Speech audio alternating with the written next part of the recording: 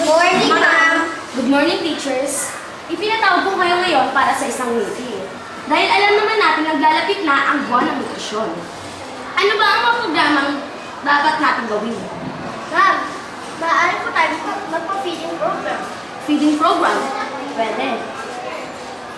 Maaari natin gawin ito tuwing Biyernes sa loob ng 2 buwan. Pumili na lang kayo ng mga estudyante na malnourished. Ano pa? Maganda nga pong feeding program. Pero paano nalaman po pag natapos na ang programa? Wala na po ulit silang makakain. Tama po ang sinabi niya. Sa palagay ko po, kaya kailangan po natin umisip ng ibang programa bukod sa feeding program para malutas ang problema ng malnutrition. Oo nga po, ma'am. Alam naman natin nakakaapekto ang nutrisyon sa pag-aaral ng mga bata.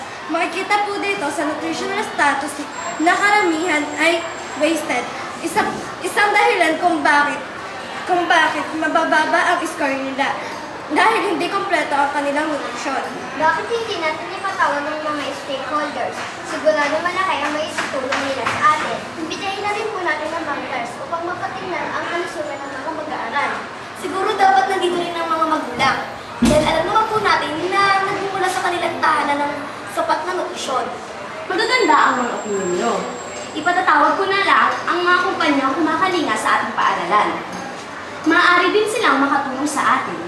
Maaari na kayong magsibalik sa inyong mga silid-aralan.